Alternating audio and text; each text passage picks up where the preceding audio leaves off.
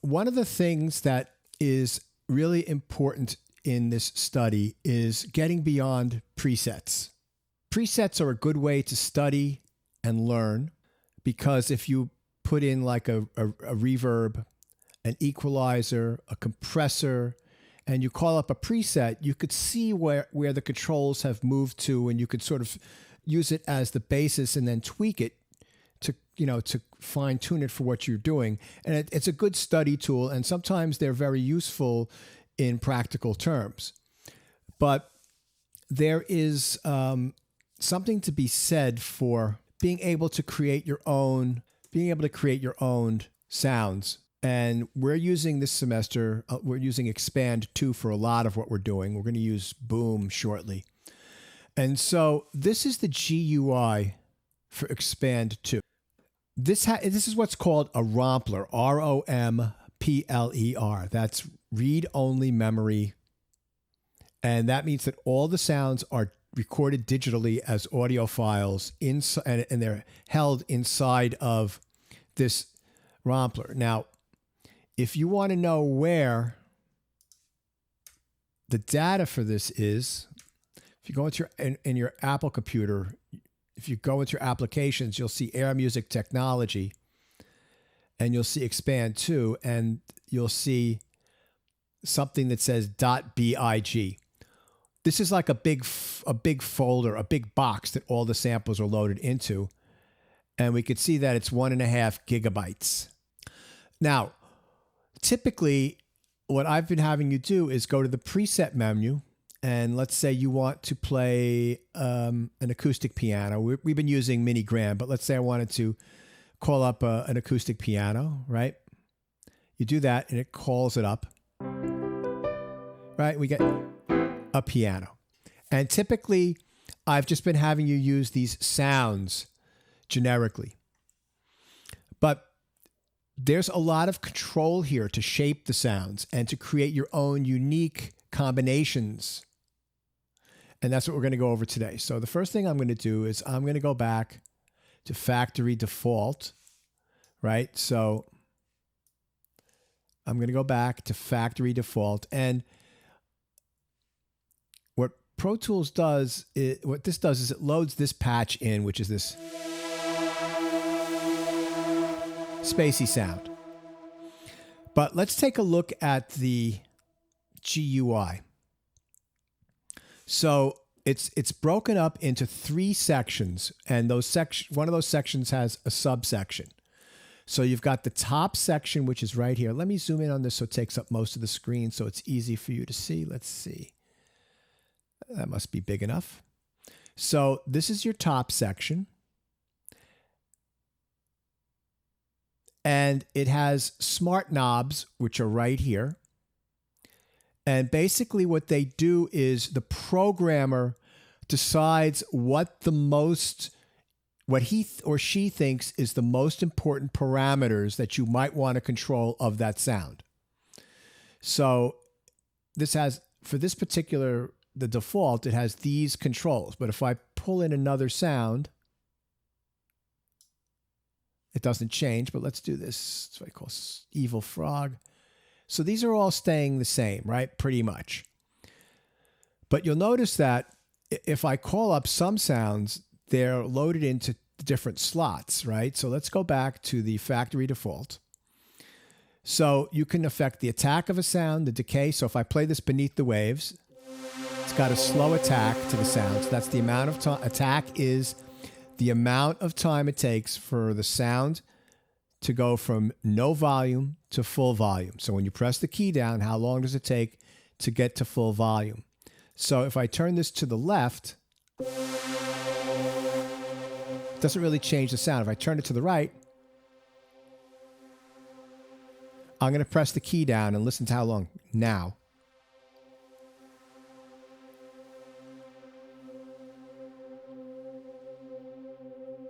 Right. I'm at about 10 seconds and it's not to full volume yet. So if I bring the back a little bit, see, that's a little slower. Right. And then the decay is how long to get from the full volume down to the level that it sustains at.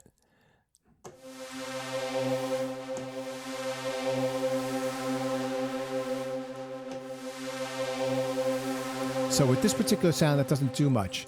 But release is how long after you let go of the key until there's no volume. Right? So there is some other stuff happening, but you can hear that part of that sound cuts off relatively quickly. Or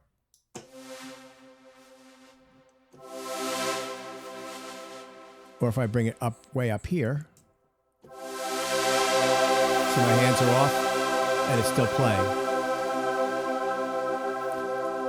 Right, so cutoff filter, right, this is a low pass filter. Which attenuates high frequencies. No, it's a band pass filter, which means it lets a certain band through. Okay, so for this particular sound, that's a band pass filter. And then there's envelope depth and fine tune, which you won't really need to worry about. So there's this, and then there's your output level right here. Now, when making sounds, when you're stacking, which we're going to talk about in a second, make sure that when you're playing really hard, that this doesn't get into the red. You want to make sure that it's about 3/4 of the way up at full, when you're at full volume. So you've got 4 slots here. 1, 2, 3, 4. And each one of these slots has a button to turn it on and off.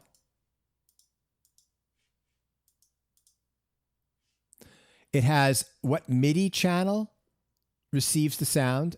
I'm not going to demonstrate that today, but you can choose 1 to 4. That means that you can have 4 different sounds loaded in here, and then you could call up MIDI tracks, and you could, let's say, have it assigned like this. And then you could add what are known as MIDI tracks, and then MIDI track 1 will play this sound. You could have MIDI track 2 assigned to this sound, etc., all the way through. But we want to keep these all at 1 for right now, because I'm not talking. That's called multi-timbral, but that's a different topic for a different day. So this is the output level, right? Off, full. This is your pan, so this will be on your left. And this should be on your right. And then it's got FX1 and FX2. So these are effects, and you will find those effects down here at the bottom, okay? And when I get to the bottom, I'll go over those. But basically, you can choose 2 different effects, and then this sends, that's the amount of signal that gets sent to each one of these effects. Now, over here, you've got, this is where a lot of really cool stuff can happen. So this is your tuning. So this one, you see that's fine tune.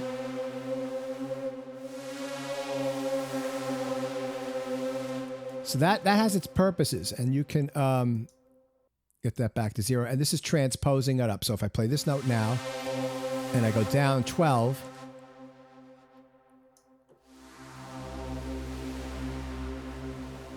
it'll play an octave lower. And that's really important too. And then again, so I'm going to bring this down to minus 12. And then I'm going to option click. I'm going to option click on this, and that's going to get reset to 0. Those of you that are in digital recording and composition, you saw that in our class the other day. I showed you that with the faders. So same thing here. Now, this is your low key and your high key. So what I can, let's say I wanted to do this. Let's say I put this from C4, C sharp 4, and then up to C3. So what happens is that if I start playing here, you're not hearing anything, right? But when I get here, and now when I play this D, you won't hear anything. So that's pretty good, because what you can then do is you could set up a sound, and I'm going to show you this, where you're playing a different sound in different registers. You could have 4 different sounds. So you could have like a kick drum, a bass, a pad, and then up high you could have a lead sound. And you know, this is if you're a keyboard player and you're playing gigs, you can get a keyboard where you can split it into zones, and you see that all the time. When I used to play on Broadway, I used to have to deal with that all the time, and they'd have things written in notation that would have nothing to do with what you were actually playing. It's just that that's where the sounds were mapped to. So you could be playing a sound effect, and you could be reading a C above middle C, but you'd be doing a door slam, right? But then your left hand would be playing an arpeggiated piano figure. So it has its uses, and it has its uses in the sound design that we're going to do. This right here is your voice mode. You have polyphonic or mono. So you'll see that like flutes and lead instruments, basses and stuff like that, they sound really good in mono, and we'll go over that. And this is how many voices. So right now this is set for 32. So I'm supposed to be able to play 32 pitches simultaneously with this sound, and then all the notes should play. And let's see what the range is. So, right, you can get up to 64. Pitch bend range, right? This is a whole step. So what does that mean? This is the pitch bend wheel on this keyboard is right here. You could see it barely.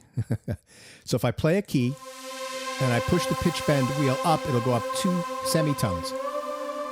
Right, so from C to D. If I pull it towards me, it will go from Z to B flat. Right, and then you could get in between. So if I play this G,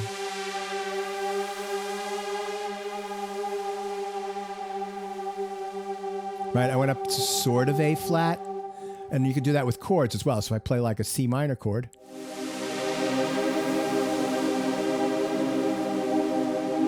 you see I'm working it just a little bit, and it's making it very haunting.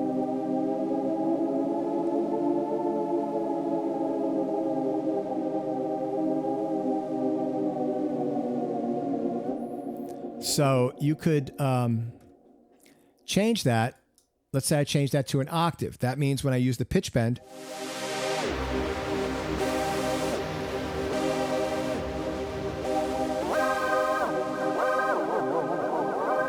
so you can do all sorts of cool stuff with that. What would be really good is if you were able to have a different pitch bend interval for making the pitch lower and making the pitch higher. A lot of people that play progressive rock, like Jordan Rudess, who's in this group, Dream Theater, he likes to have, when he pulls down on the wheel so it's towards himself, that it drops down an octave or two, and then it's a minor third when he pushes up. And the reason for that is that he's trying to emulate what an electric guitar with like a whammy bar, a floating bridge whammy bar can do on the guitar. Stuff like that. And then but a minor third is a nice interval because it lends itself to playing nice leads and pitch bending like a guitar player. But we'll go over that.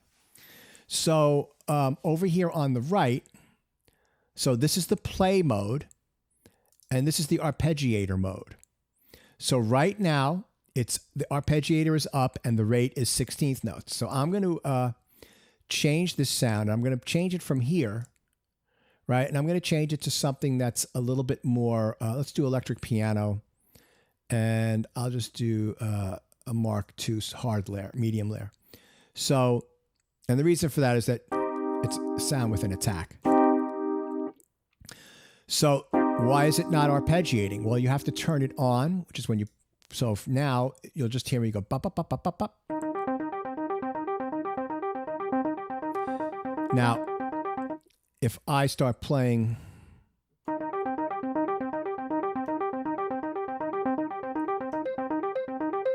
eventually it'll start playing that other note.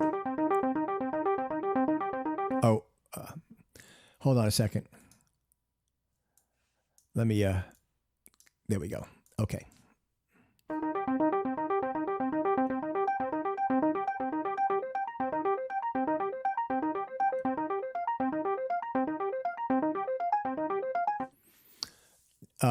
You can also do up 2 octaves.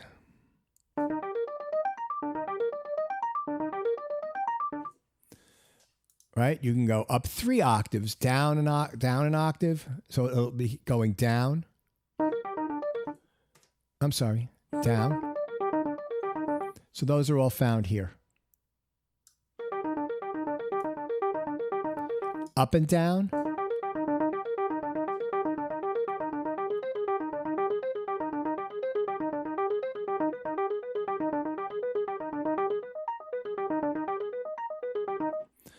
And then it's got, you know, the play order. So the order that I play the notes. So I just played E flat, G, B flat, and D. But if I play E flat, D, G, and B flat, then you're getting sort of like an Alberti bass kind of a thing. Then you have random, a couple different random in 2 octaves, which is my favorite, random.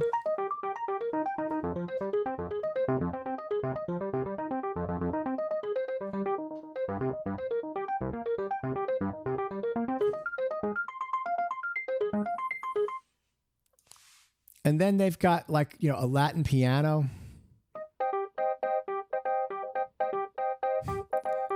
Anybody know what that kind of a figure is called? Anybody venture a guess? A montuno? Thank you, sir. No. Yeah. And what works with the montuno? The bass line? Just roots and fifths? Yeah. Starts, the name for it. Starts with a T. Ends with an O. Tumbayo? Tracio? Tumbayo is the one I'm thinking of. And then you have the beat has what as its foundation? We're going to go over this when we do drum programming. The clave? Thank you. Great. Okay. And then, you know, you've got like different so you've got all sorts of stuff. And this is just, you know, you need to shuffle. So that's what is the shuffle one.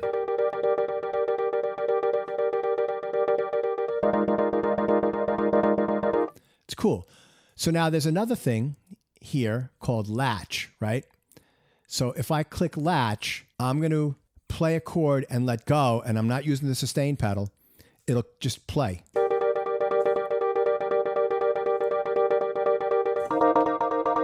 Till I play the next chord. Whoops.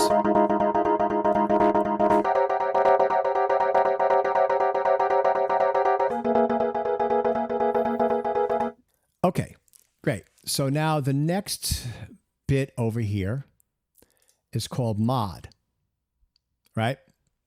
So you'll notice here that it has something called the mod wheel. On your MIDI keyboard, the one furthest to the left is the pitch bend. The one next to it is the mod wheel. You might have like a couple of ribbons there, right? It depends. The pitch bend wheel, typically when you let it go, it snaps back to 0. Mod wheel, you push it up and it stays there until you move it again. The way this is set right now is that the top right here, this gives you the waveform or the function. So if I pick sine, a sine wave looks like an ocean wave. And I can have it affect the pitch. So if I play, let's say, a C minor chord,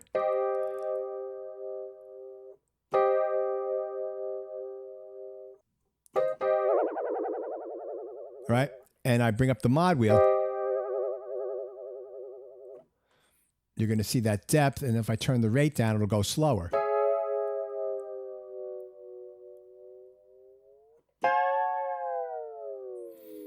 And then to get the, so let me make it a little faster. Now, when you play around with the mod wheel, if I only move it up a little bit, the pitch is not a wide span. But if I push it up all the way, You see, you get a wider span. And you can automate this in Midi on one of the lanes, and I'll show you that. But what you can also do is you could change.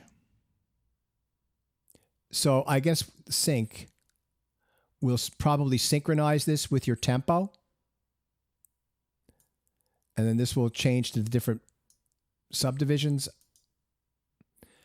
But what you can do is you can change the volume. And let's say I used a square wave.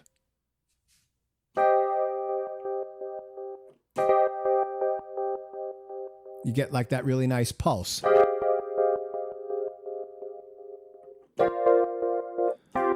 And then you can combine that with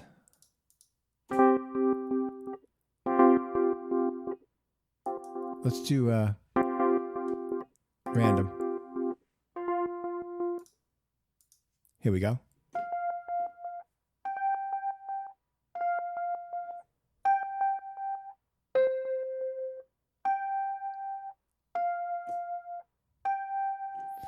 Oh, let me fix this. Rate's not correct. Let's do this.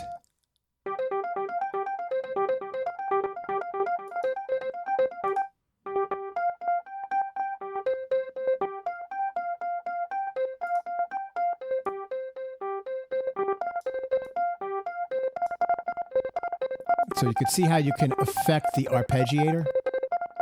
I'll turn the mod wheel down and you can't see that. So let me do that again. So I've got the arpeggiator set to random. And now I'm going to bring the mod wheel in. And you can affect that sound. And what's cool about that is not just there, but let's say we turn on the effect and we bring up the reverb.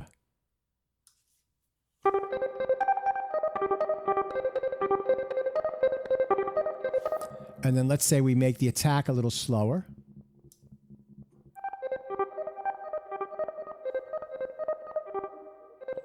And let me latch this so that it'll just play while I play around with the controls.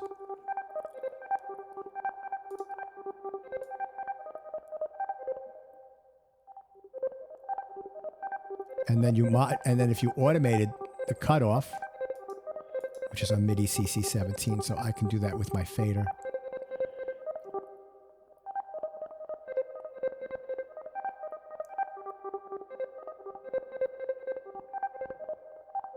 So you can combine things and come up with really interesting timbres. Now,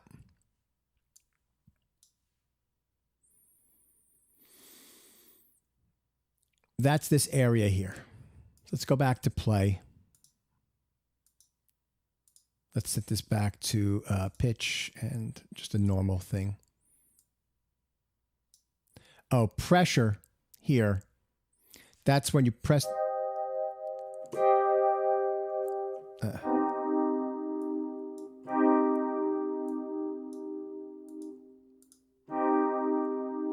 Okay, my keyboard doesn't transmit pressure. I'll do that when that's it's called aftertouch. It's like if you press down on some keyboards afterwards, it'll affect the depth and the pitch.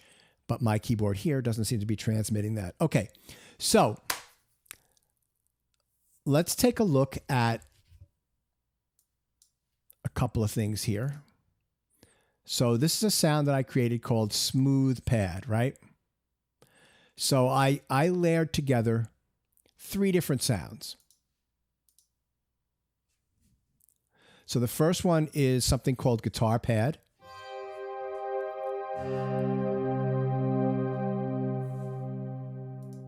The second one is called Reverse Glass.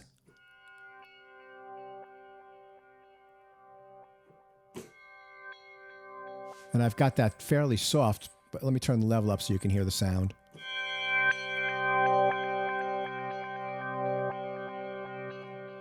So, what am I doing anything with this? Nope. Let me bring that back down. And then the last one is Breathy Pad from Vocals. Let me bring that up here so you can hear it more.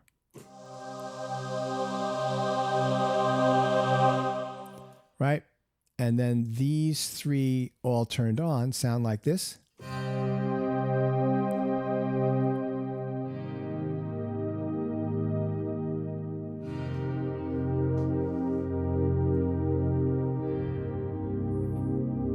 Right, that's a beautiful sound.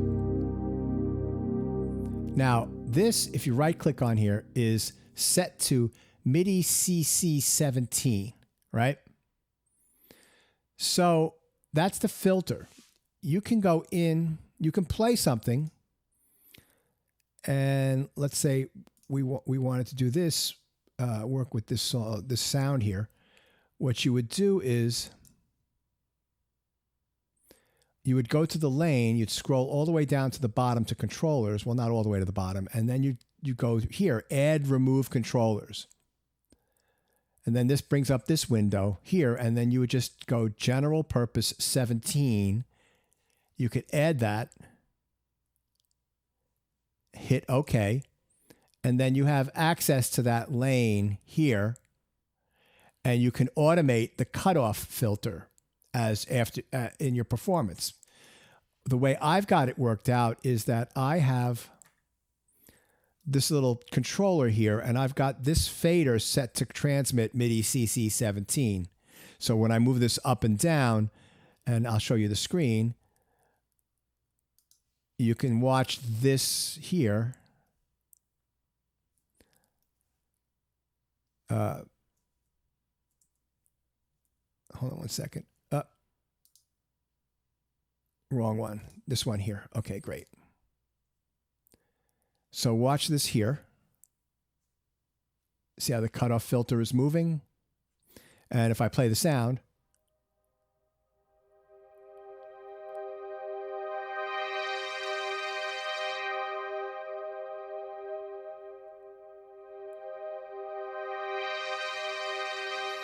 so that's cool. Then you can change, I could play around. Let's see if I make the attack, right? And turn down the release a little bit.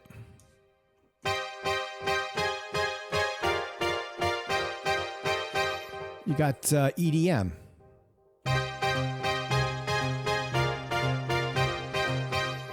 And that's not a bad sound at all.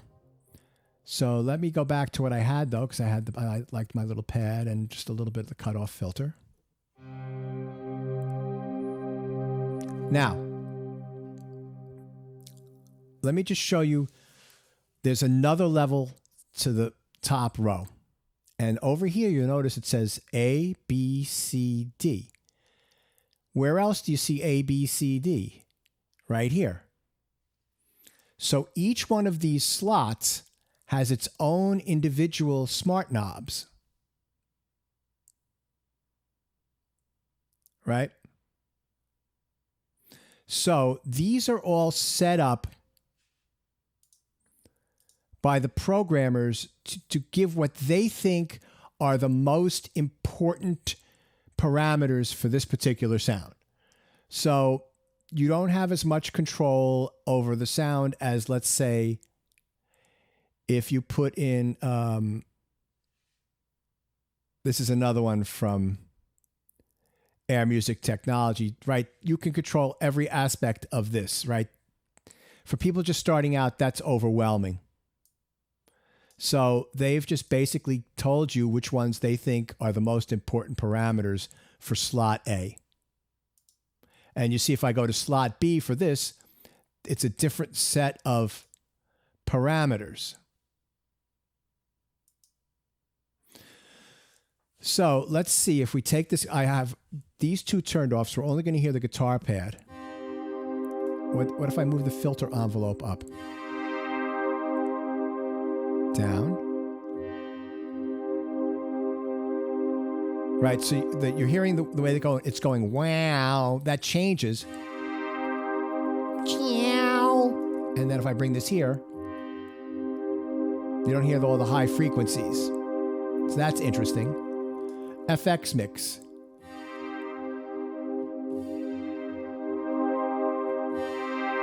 So you see that's a very clean sound when I bring this up.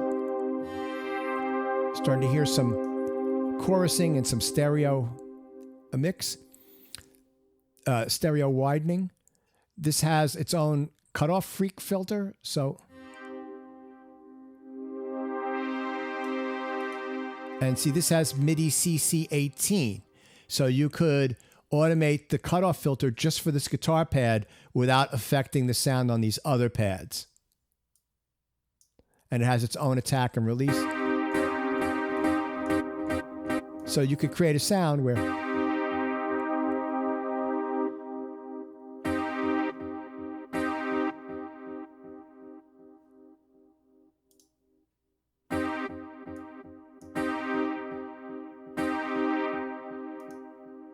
right?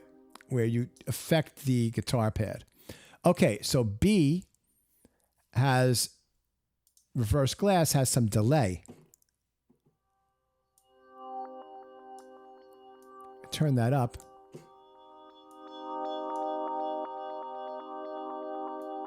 Turn that off. Just hearing that pulsing effect.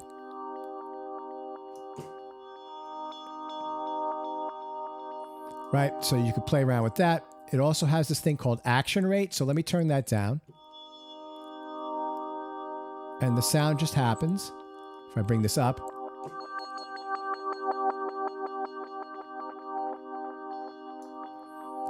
Now, this has the cutoff. Let me turn the cutoff so that...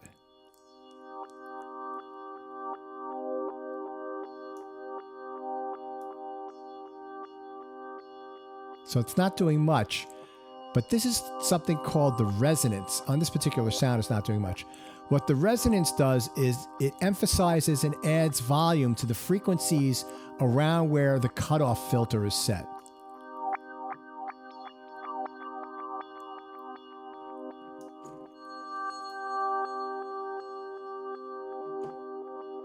So you could see that this is getting rid of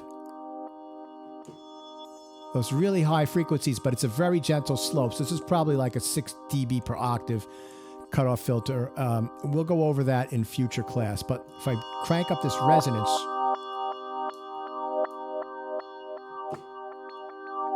you hear that wow, wow, wow, wow? Make the attack sharp.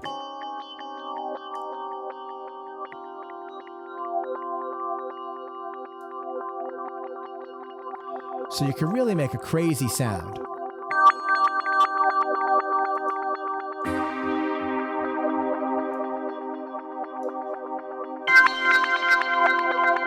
Okay, so you see now this is starting to distort. So I have to bring the volume on this down and this one down.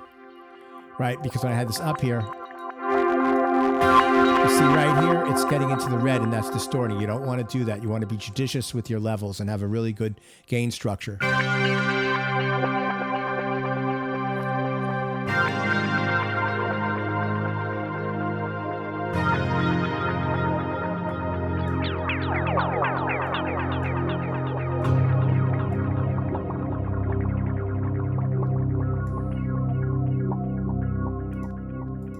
And then C, which is these breathy vocals. Oh, let me turn that on.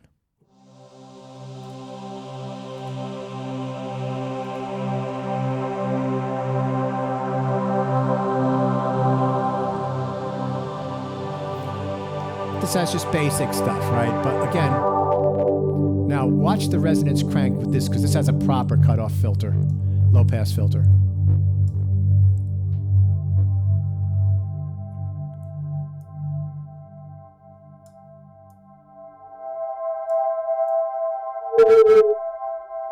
So it'll self-oscillate. But you can get a really haunting sound.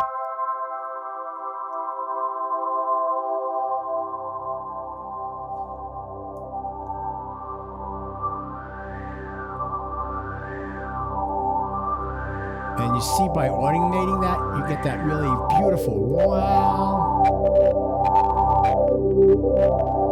So right-click on this, and this is MIDI CC34, so you could add that to your lane, and you could play around with that.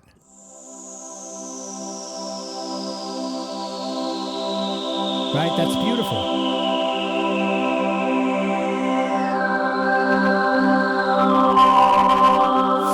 Oops, it's over. it's distorting.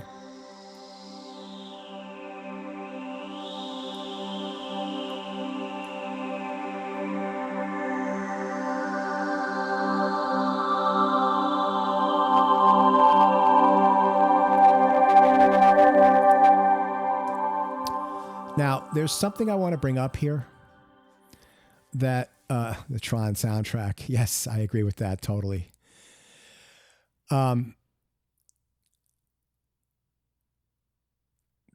In digital recording and composition, I talked about how we went over this plugin called Supermassive on Tuesday in really good detail, and I showed how it's a reverb delay combination plugin, and I showed how using it you could play very simple parts, but there's so much music being generated by the effect, right, that it just totally transforms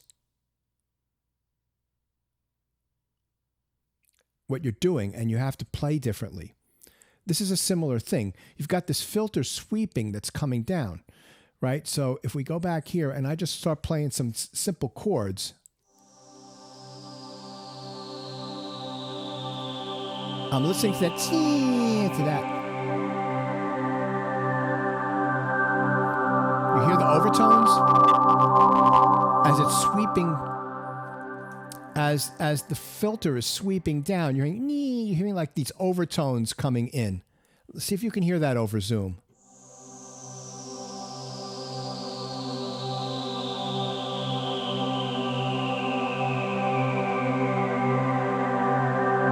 There you go. Right there, listen to that.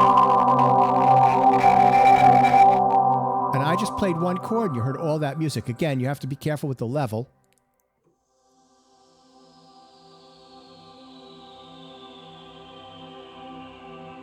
So that's cutoff and resonance. And then when you add the three of these sounds together, let's see if I have to balance these again.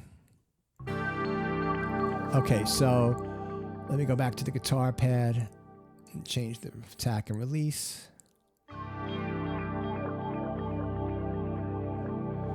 This can come up a little more.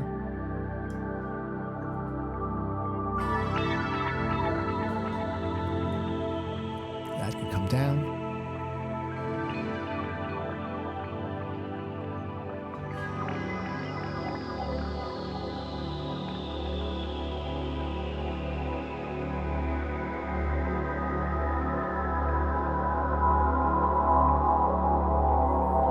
I'm just holding one chord.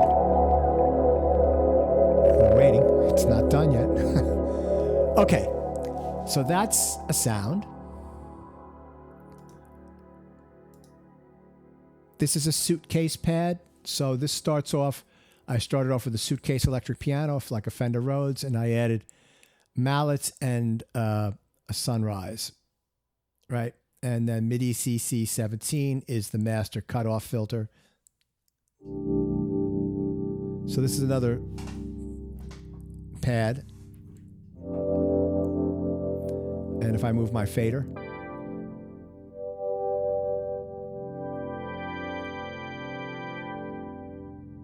let me zoom in on that so it's easier for you to see what's going on here and you can hear the sound.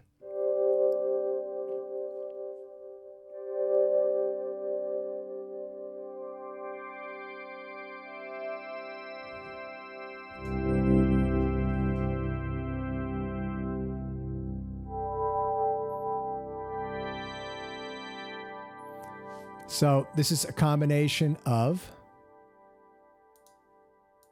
a Suitcase piano, right? And what I did here was I softened the attack right here. So instead of it being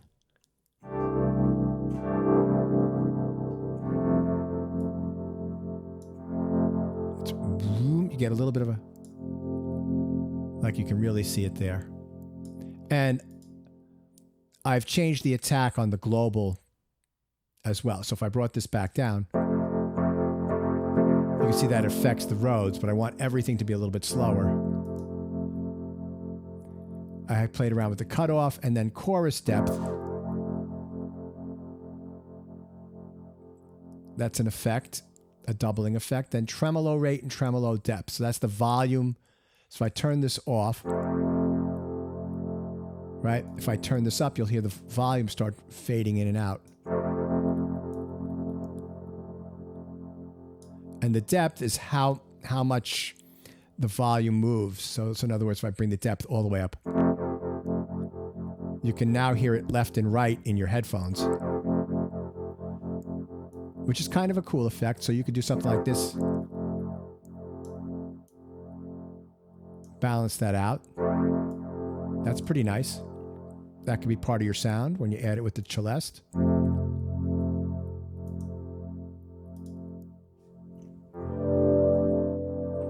Gives kind of emotion. Not emotion, but motion. So then this is celeste soft. And right. I played around with the cutoff filter, and again, the master, the easy page, I've slowed the attack down. That's going to affect everything, but I've made it even slower here. So that combined with the Rhodes,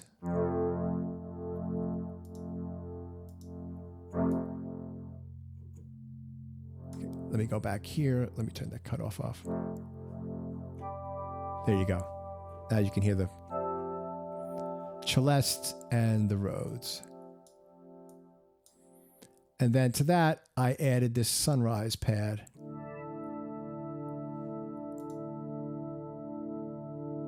So this also has action level. You can see how it changes the timbre. It's brighter. So let me go back to the original one.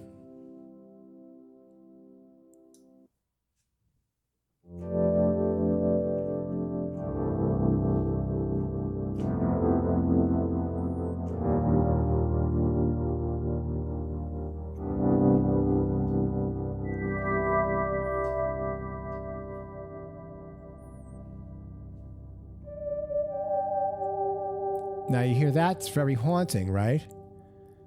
That's using the modulation. So the modulation is set to a sine wave and the pitch.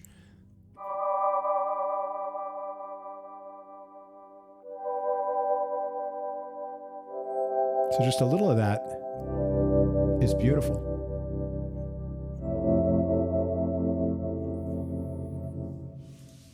So let's do another one here. So this one is stacked percussion.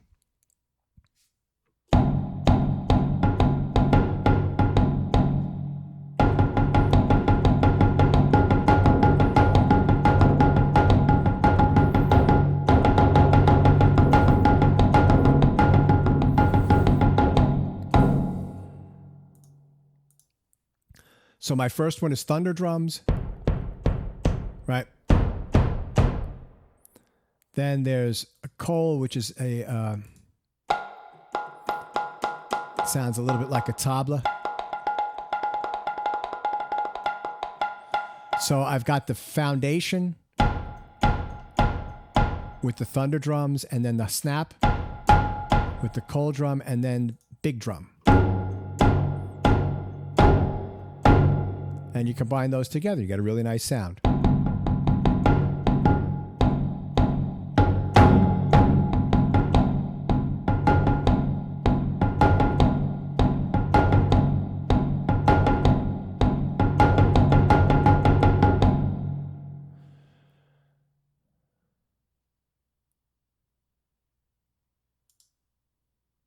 Now, this is a cool one.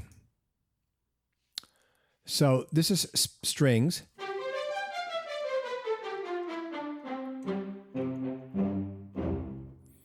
And if we look here, we've got mallets, marimba, and vibraphone. Now, you're not hearing them now because the level is at 0. But what I've done here, whoops, excuse me, is MIDI CC21 affects the volume of both of these. So I have my little fader here with one of my faders set to Midi CEC21, and you'll see that these start moving.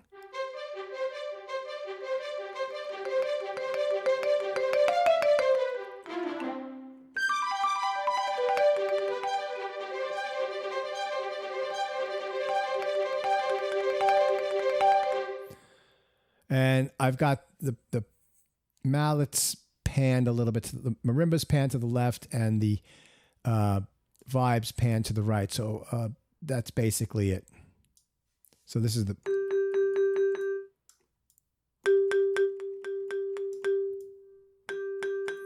So you could do something like that, which is kind of cool. And I'm playing that in, but you could draw that in later on.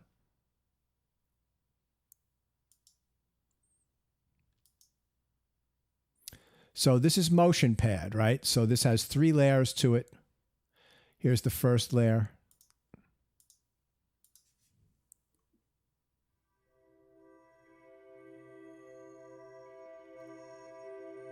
A bell with like some motion. This is bendy chime. Really? Wow, that's very soft.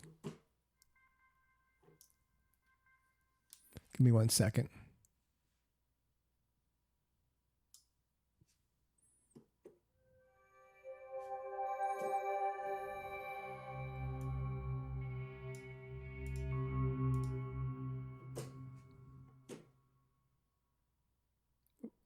Why is there nothing coming out of that one? That's really weird. I wonder what I did. Oh, well.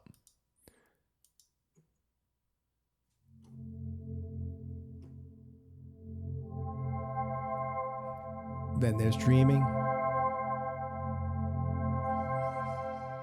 Now, if we turn all these on, I'm going to play something. I'm going to move my mod wheel. And now the sound is really moving. And you're not... So let me just show you that. So I'm playing a chord and I'm moving the mod wheel.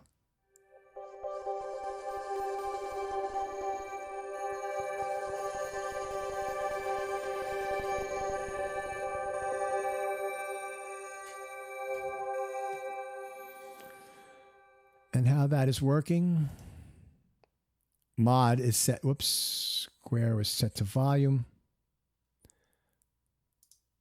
They're all set to volume. Oh, this one is set to the filter. So this one opens and closes the filter with a square wave. So let's just listen to the dreaming pad.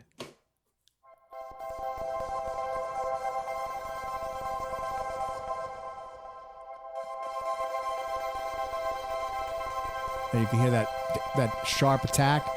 That's because the wave is a square wave looks like a square. So it's doing volume on, volume off, volume on. It's like somebody sitting there with the on-off switch, right? Whereas a sine wave is more smooth. And I'm going to go over waves in a future class. So that's pretty cool. Vintage lead. So with this one, I've got the pitch bend set to a second, so a whole tone. And I've just layered 3 different sounds. And I've got 1 pan in the middle, 1 pan to the right, and 1 pan to the left. And then I've got effects on all of these. So I've got a plate reverb and a lo-fi stereo delay. So let's go over, let me play this a little bit. So I just did a pitch bend there.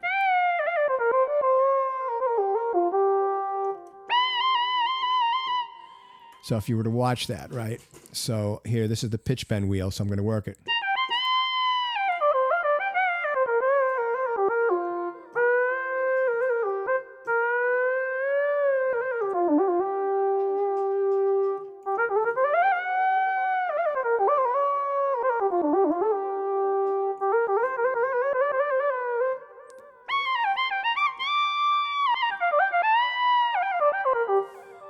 Okay.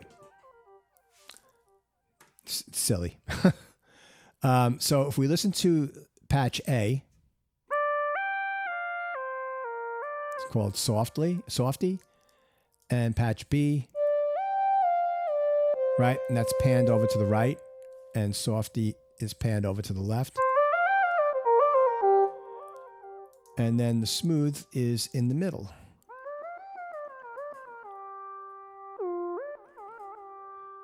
And another thing to notice about these is that these are set to mono, which means that if I play one note, you'll hear a sound. If I play a cluster, you're only going to hear whichever note it feels like I've pushed first. That's what's going to play. So that time I played the F, right?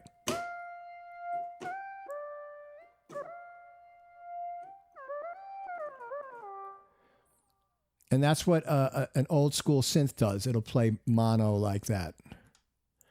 And then as far as the effects go, right, these are the level of the effects, and these are your two slots for effects.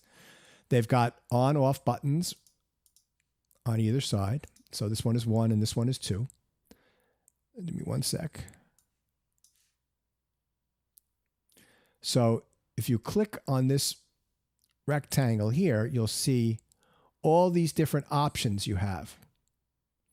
And I could go over these, but you should just experiment around. All these are different. So I've got a plate here.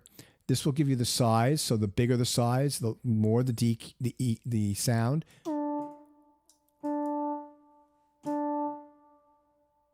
So that's lasting much longer. Let me turn all these on.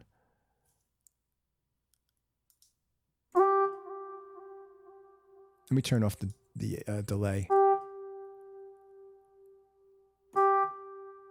So it goes on, and if I turn the size down, it's very quick decay. And then the EQ will probably take out some of the high frequencies. Make it a little darker by bringing it to the left. Yes, that's definitely what's going on.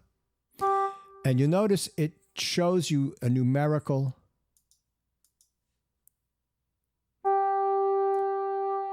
right. So that's telling you that's 3.5 seconds of reverb. That's the longest reverb this plate will have. Over here is your delay. So I chose a lo-fi delay.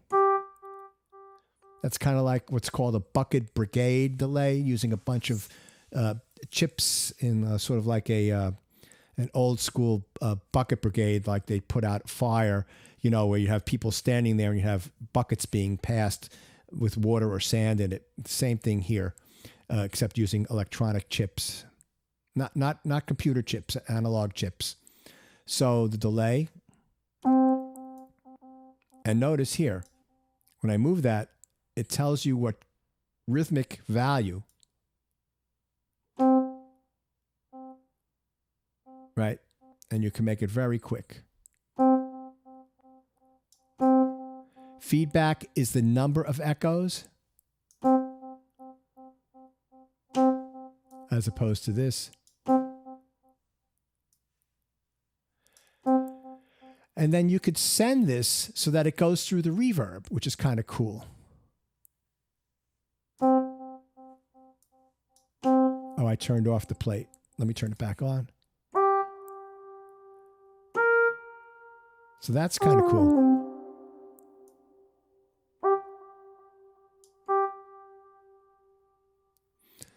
Okay, so those are things you have to play around with. Now, a couple of others, and then I'm going to program one for you.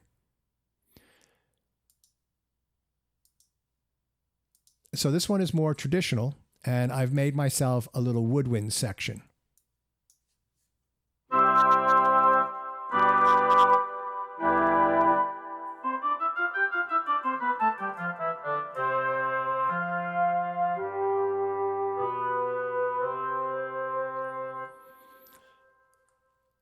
So that's Woodwind's Unison.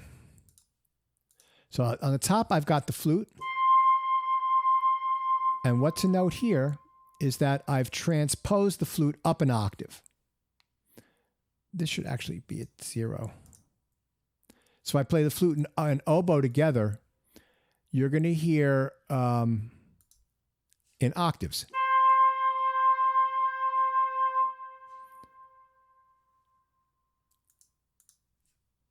that's Unison, right? But I have this in an octave higher.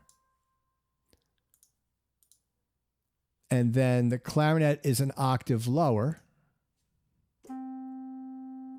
That's very soft. Let me bring that up. So the oboe, you can hear they're in octaves, and then the flute is an octave higher. And the bassoon is also an octave lower.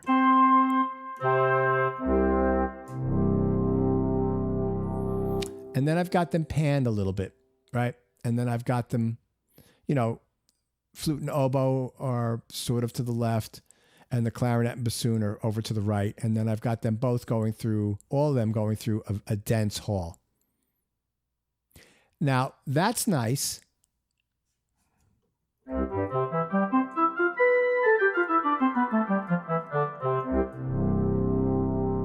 But what you can do that's, I think, is even more better is do an orchestrated woodwinds.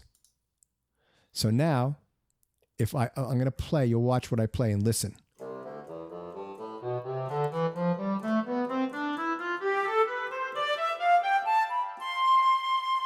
Right? So as I went from low to high, you heard first just a bassoon. Now the clarinet's in. The bassoon is out and the oboe is in with the clarinet. Now the flute's in with the oboe. So that's kind of cool because that's more...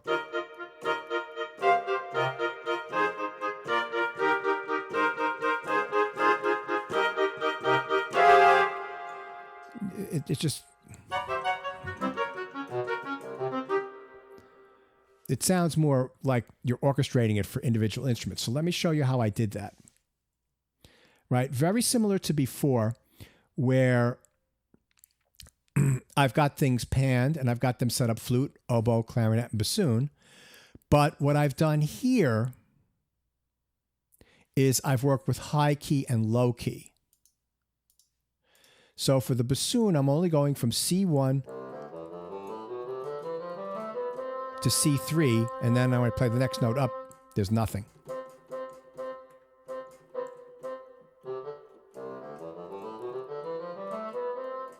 Nothing. The clarinet, I started A3.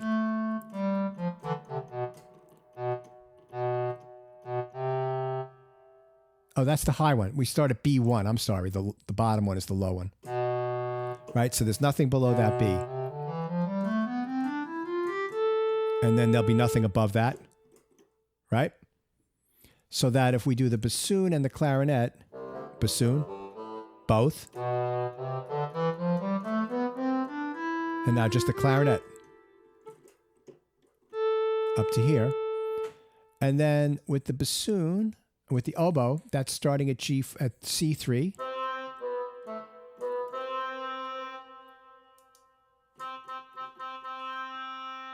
But nothing here.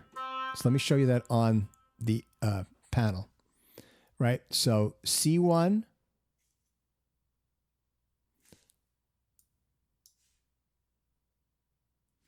C1 to C3 for the bassoon.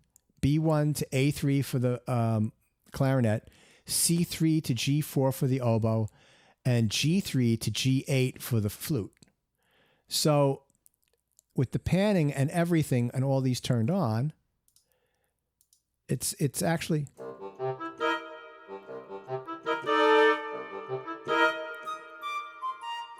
You see how when I play the upper notes, you only heard the flute.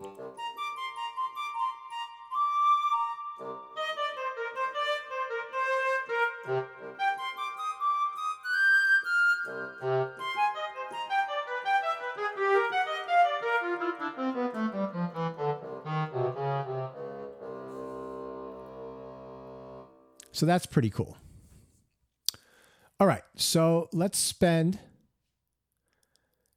the next bit of time, creating a patch. So I'm going to go stereo, instrument track,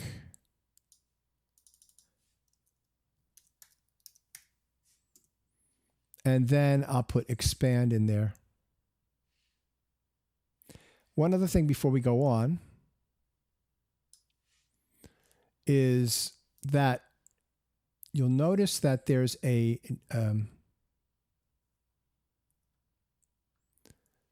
new column here, and that's called comments. That's found here, comments. And what I did was I kept a log of what I did with controlling things. So here on the motion pad, the mod wheel uses a square wave to affect the volume.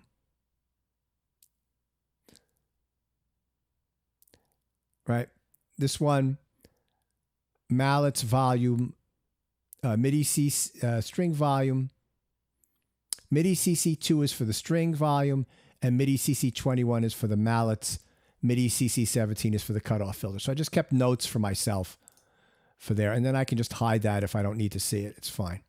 All right, so Xpand right here. So let's do something here. Let's have some suggestions for the type of sound that you want. We'll create a pad sound, a melodic sound, or a percussive sound, or a choir. Like what kind of big picture sound would? I'm open for suggestions.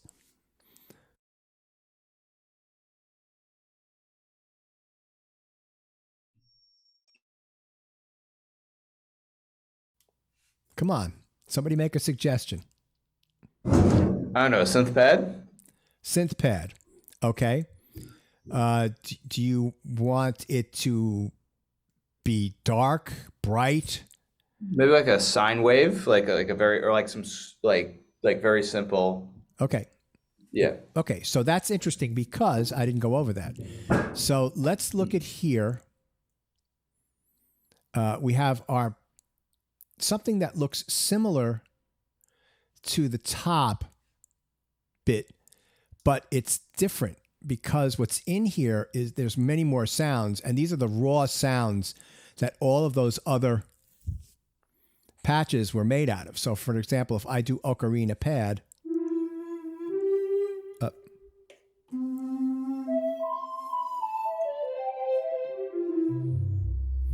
right, or if I go to pad layers, right? These are different layers that you could have. So you could have something North Star. What is that?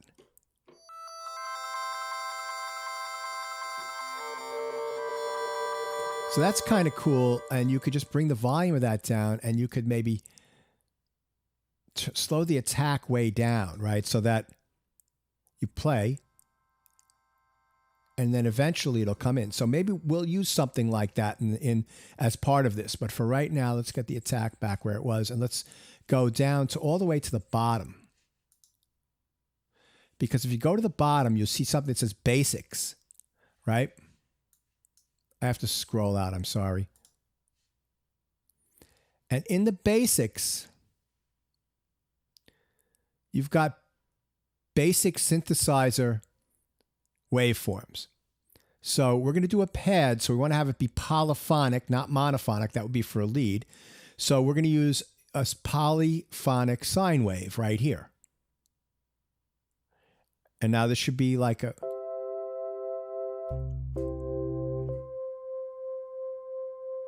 Right? So that's just a sine wave. Now, this has two oscillators, right? So you're hearing them beat. Right? Let me turn the level up. Wow, wow, wow, wow. You hearing that? When I turn oscillator 2 volume down, that disappears. And what you have is just a pure sine wave with one oscillator. What happens is that when they add the second one in, this control detunes it a little bit, right? So now they're both in perfect sync, but when I move this detune up, the sound gets chorusy. And that's something that happened that you do on a synthesizer. You get one of the oscillators. Okay, we'll do that one as the second one. The big boom sound like the cinema trailers. what you do is you have one oscillator in perfect tune, and then you get the second oscillator and you make it a little bit out of tune with the first oscillator, and it makes the sound much fatter. So that's what's going on there. So let's see what happens if we add body.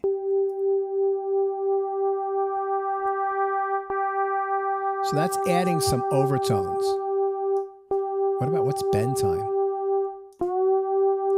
Oh, so you can have a little bend to the attack. So you guys wouldn't know this, but Oberheim synthesizers had this very famous sound in the 1980s that was used on like hundreds of songs. It was called Genevieve. And it was a pad sound that had a little bit of a bend in the attack, a very pure tone. It's used all over Michael Jackson records. It's really famous. So maybe we'll have a little bend time. Not that much. But let's see what happens when we make the attack a little slower. And a little bit of a release. That's a little too much. So I'm just playing. So when I'm playing, auditioning the sound, I'm just doing to listen to the attack and to the release, right?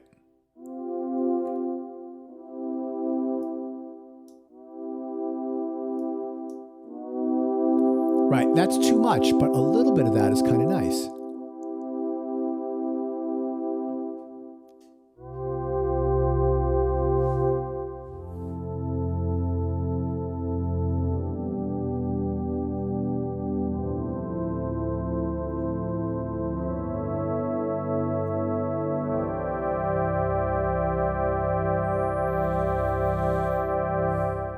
Okay, so let's add something to that. So I'm going to go to my second slot, and I'm going to go to those pad layers. I'm going to put that North Star in here, right? So immediately I'm going to go to my Smart Knobs, B.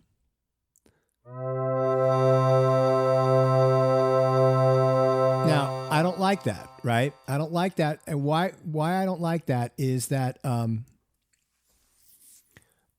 sound is so bright that it sounds like two instruments as opposed to one organic sound, right? That there's two disparate, the timbres. So anybody take a look at this control. How do you think I can tame that? Anybody venture a guess as to what control to use? Cutoff? Correct. So I'm going to turn off the poly sign for a second. And I'm going to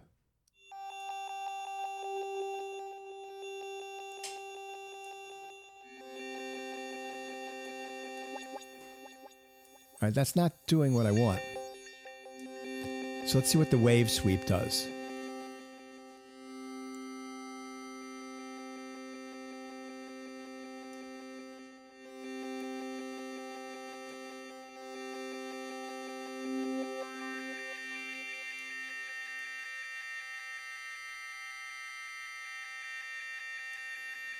Interesting. And I'm going to slow the attack way down. And I'm going to slow the rate down.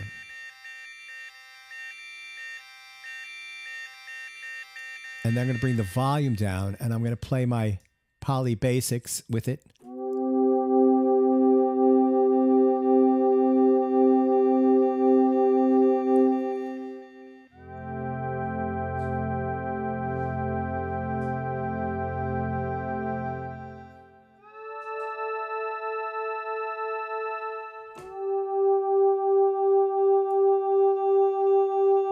So see, you got to experiment around with this stuff.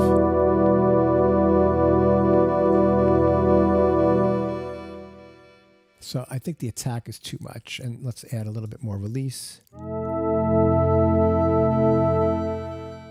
Bring the volume down.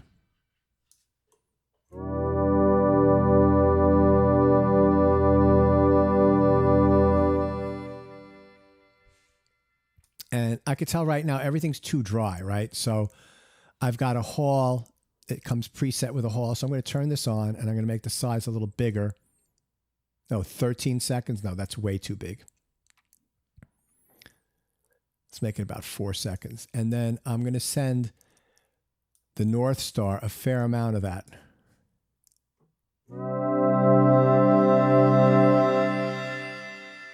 Too much. We'll make this a little bigger.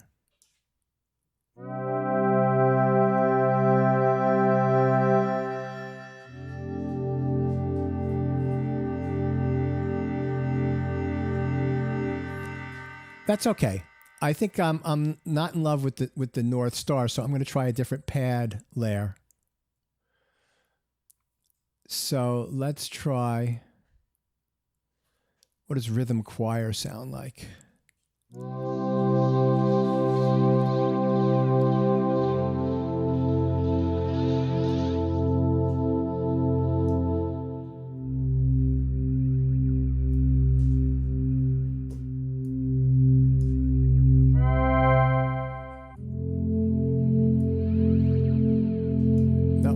That either. Let's try vocals. So maybe I will do a female ooh choir pad. Now there we go.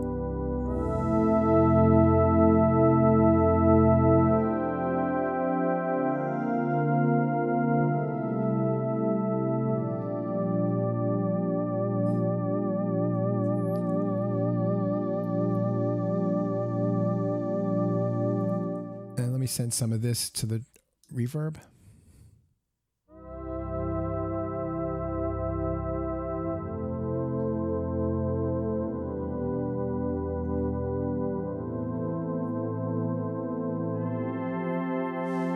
Okay, I like that. All right. So now how do you save it? Right? So that you could get it back in any session. So if you go up here, you're going to save settings as, and it's going to bring you up to this parent folder. And then if you look at this by name, right, you'll see that they're 0, 1, and they're all done up numerically with 2 digits. So I have one that's called Pete's Presets, which is 30, right? So and then there's class presets, which are 31. So what I'm going to do is make a new folder, and I'm going to do 032, or I'm sorry, I'll just do 32, and I'll call this, let's say I call this new class presets. And you're right, so I can create that, and I can save it there. So now if I go to the preset folder and I scroll all the way down, 32, new class presets untitled. So that's not good. So you want to save settings as, I forgot to title it. So let's go here to the new class presets. And I'm going to title this Sine Vox Pad 1.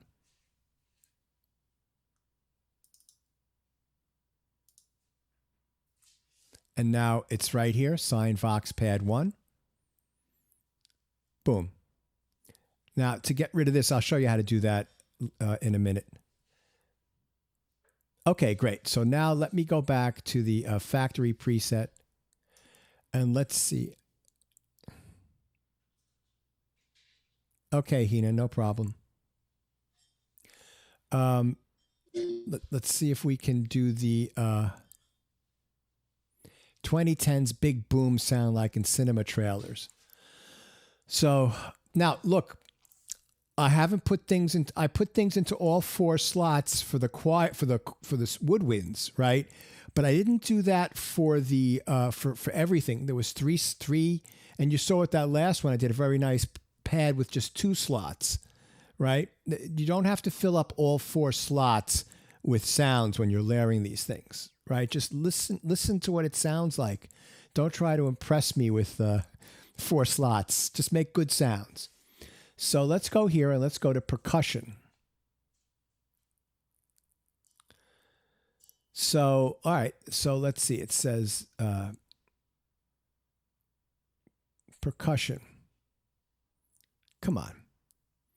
Big taiko drums. Let's see what that sounds like.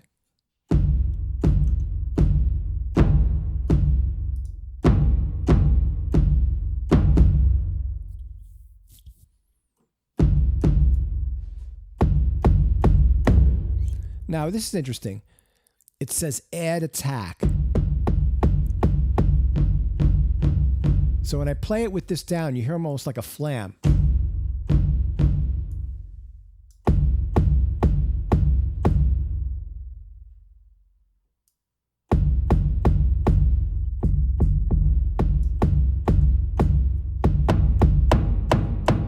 There you go. So it's interesting. So what I did there was I was playing around with which pitch I liked, right? So I noticed they have it on octaves, so you get the same pitch on each octave. I like that because that's snappy. Now, what we're going to need is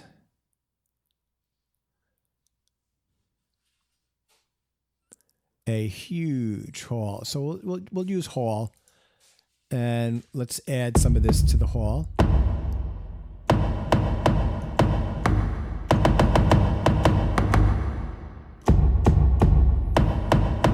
So let's now go back and let's look at drums and see what they have. Let's listen to what the toms menu sounds like. No, horrible. Let's go back to percussion. And let's see.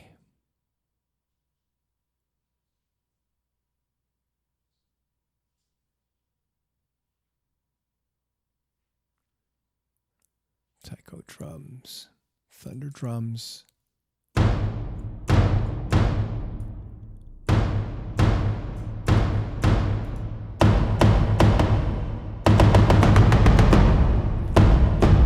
Okay, do you see that I'm distorting? I got to bring that down. All right, so bring it down here so that this isn't distorting when you hit it really hard.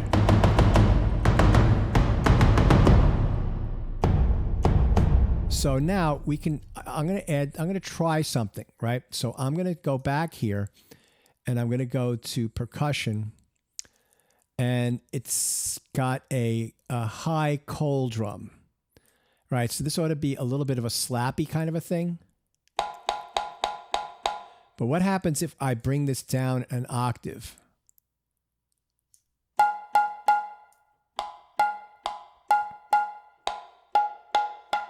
It doesn't do anything. So that doesn't help me out.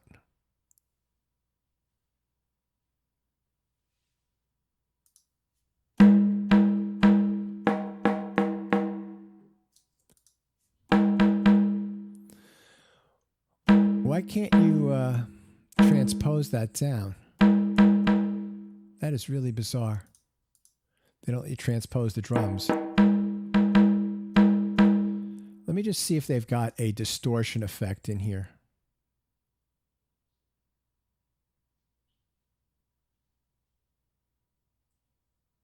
They do not.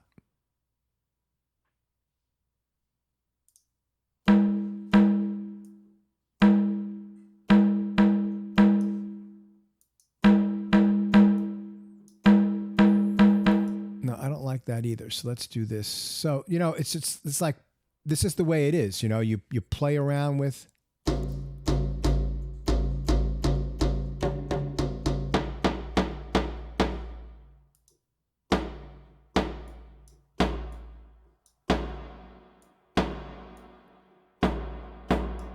Oh, here we go. Pitch here.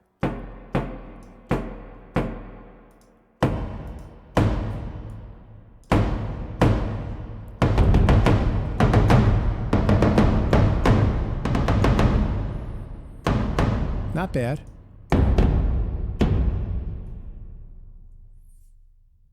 Okay, so I've got this here.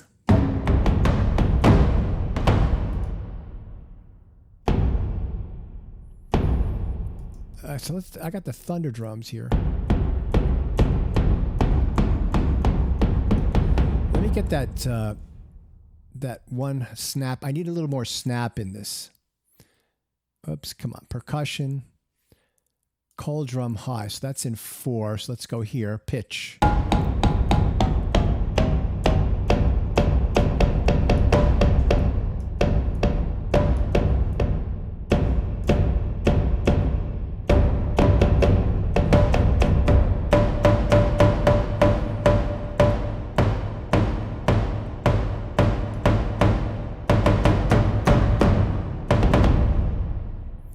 Passable. Right? So let's take a look what we've done. So we've got percussion, and this had pitch in it. I brought it way down here.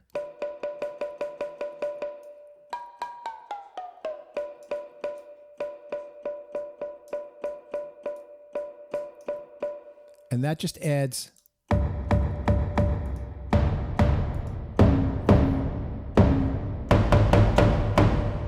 okay, so now we've got that. We're going to save settings as.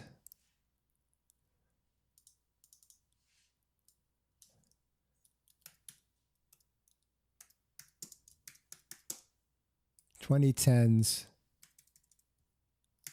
trailer drums 1." I always put 1 because what if I want to do a variation on that, right? I would name that 2, and I could have do that. Now let me just show you where all these sounds live.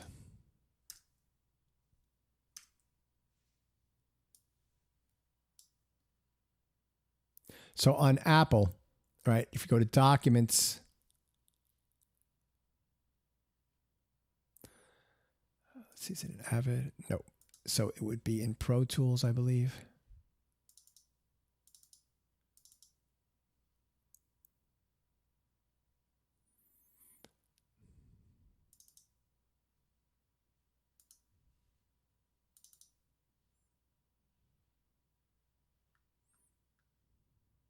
Okay, so did you see that, right? So I went to Documents, I went to Pro Tools, I went to Plugin Settings, and then I've got Xpand2, and here's new class presets. So I've got this untitled one here. I'm going to throw that out, right? And you know what's cool about this is if you know the structure of this, right, you can create some cool sounds, and then you could just attach these to an email and send it to your friend. They can pop it into a folder here in this area, and then if they open up Pro Tools, they can play around with these sounds.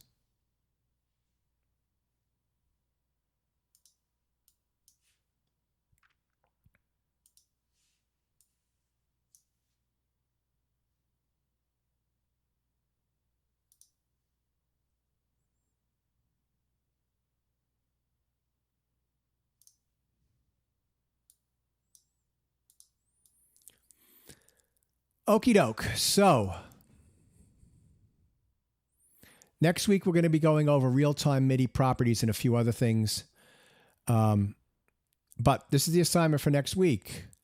Grad students, 8 original instrument sounds and make a 90-second original composition in any style you like using those original sounds. If you want to add additional tracks, you know, that's fine, but I would like you to program 8 original sounds.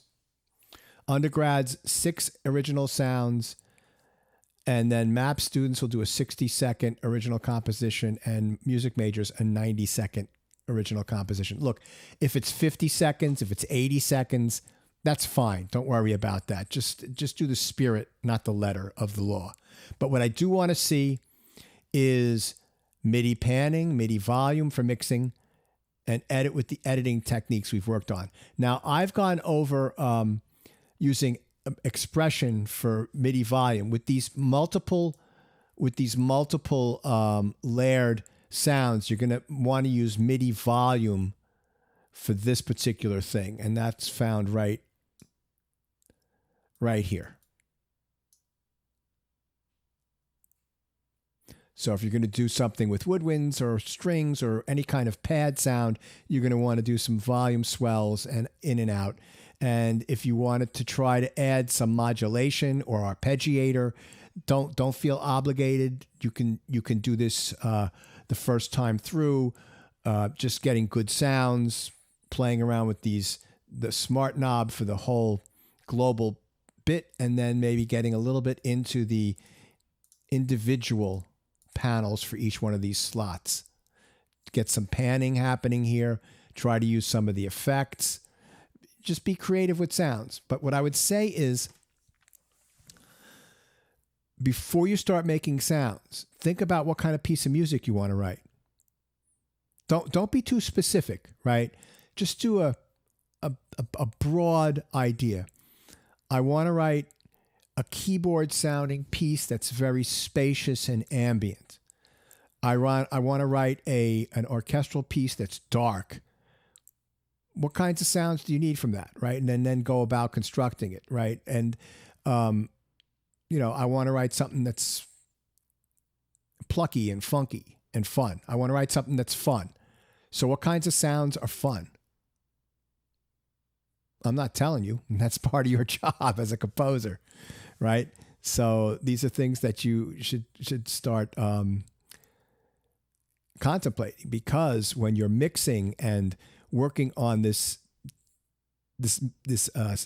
medium in the future, right? You've got tracks, you've got a piece of music. Well, how do you enhance the sounds? What will take the sounds that you want and make them fit in with all the other sounds, and also enhance the story that you're trying to tell with your music, right? That starts with a little exercise like this, where you imagine a kind of piece of music and what kinds of sounds can be used in the unfolding of that music. Now, another thing, orchestrationally, if I ask for 8 instruments, they don't all have to be playing every second of the piece, right? You could arrange it so, like, the first 30 seconds, there are 3 instruments playing, and the next 30 seconds, you might have like those continue, and a 4th instrument comes in and plays a couple of notes, and then maybe it transitions and there's a different instrument carrying the same load. So in other words, maybe you start off with some sort of harp celeste patch, combination patch that's playing doo-da-dee, doo-da-dee, doo-da-da, and then eventually that morphs into an electric piano and a vibe sound doing that same pattern, right? So, orchestration is also key to this study, right? So just think about that. They don't have to be playing all at the same time. You wouldn't write an arrangement where every instrument is playing at every second and expect to have the listener be engaged. You want to put people at the Cyclone out at Luna Park in Coney Island. Okay, so with that, are there any questions? Yeah, I have one question. So from last week, as far as the panning, okay. Yeah. Let me show you. Yeah. So what you can do is,